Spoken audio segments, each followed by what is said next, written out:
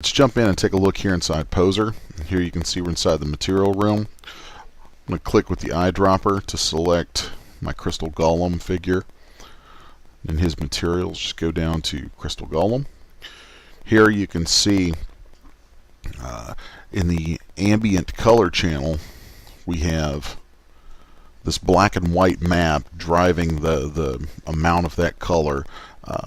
This is our Crystal Golem glow map. You can also see that that map is plugged into Custom Output 1. What that does is that tells Firefly, the render engine in Poser, to apply this map to the model at render time, so that you'll have a layer in your PSD file that is just this map and how it displays on the model. So since we've already rendered that out, we're going to jump over to Photoshop, where you'll be able to see the output that Firefly gives us when we save that to layers. Here we have our Z depth, very useful layer. Then Custom 1 is our glow layer. This is where we had plugged the glow map into the Custom 1 channel. And you'll notice that the rest of the background is showing the diffuse information from the other objects around the figure. That's because we didn't plug anything specific in for their materials, and if you don't, by default Custom 1 will render whatever the results of the diffuse channel are that the engine sees. So we'll take a look here. Custom 2 we'll see is our specularity map. Then Custom 3 is our shadow map.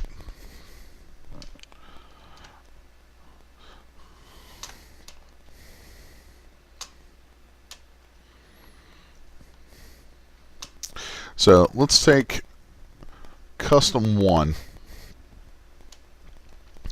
and what we're going to need to do here, since this is what we're going to use to drive a glow for the figure, we'll start off by using our Z depth channel to create masking that will allow us to isolate the figure away from the background elements in our glow channel. So I'll go into my depth layer, Z depth layer, select all, copy. Now I'm going to go into my Custom 1 layer, that's for our glow, add a layer mask, go into channels, and paste what I had copied from the Z depth channel. So now we need to adjust our layer mask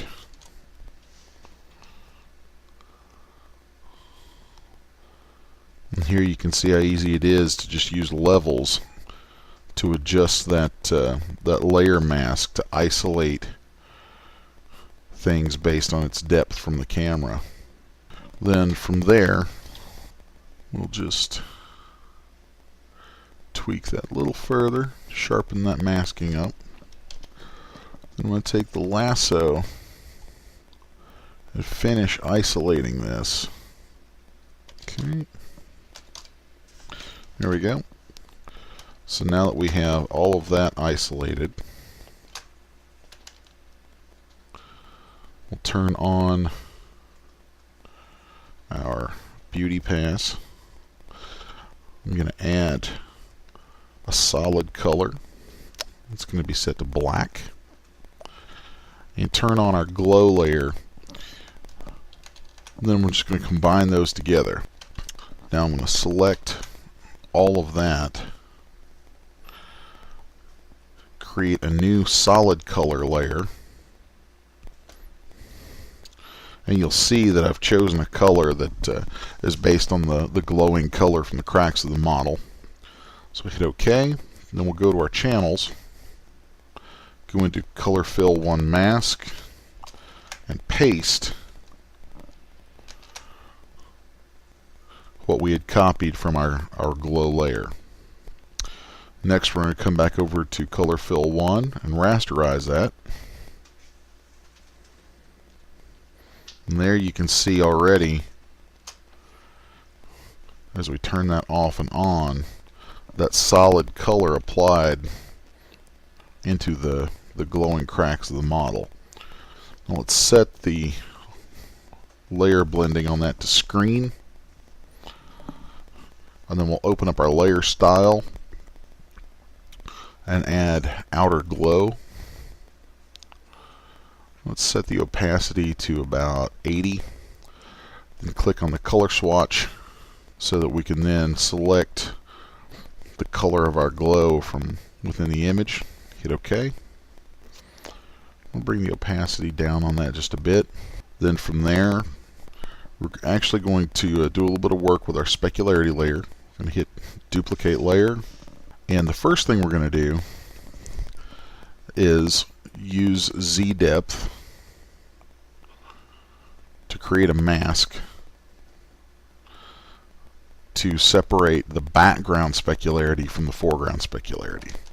So we'll go back in our Z depth layer, select all and copy. We go to our first specularity layer, add a layer mask, go to channels, paste our Z depth results. Then, actually, rather than doing it with a duplicate right there, we'll just go into the layer mask here, get our levels,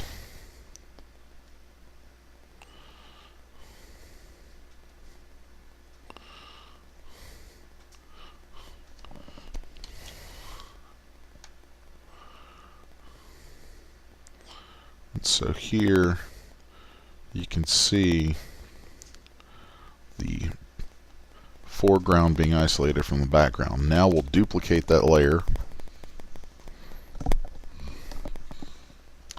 Okay, I'm going to invert that mask. So now we have those separated. Let's just delete that one. We'll apply that layer mask here.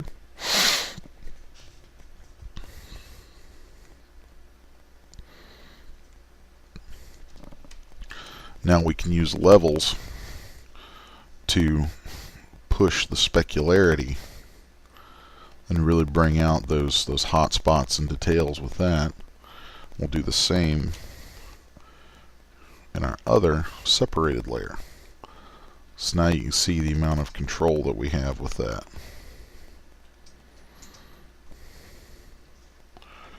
Now I'll combine those two back together. Just select both layers and hit Control E. Now set their blending mode to screen, and we're going to set that down to about 40%.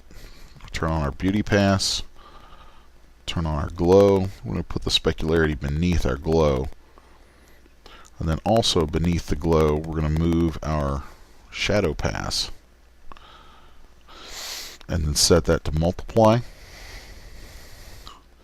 Then let's add a solid color layer, set to black, pull that beneath our background so we clear up those clear areas in the layer where the transparency shows.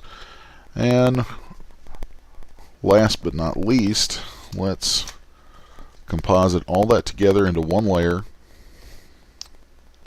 turn everything off, go back to our Z depth,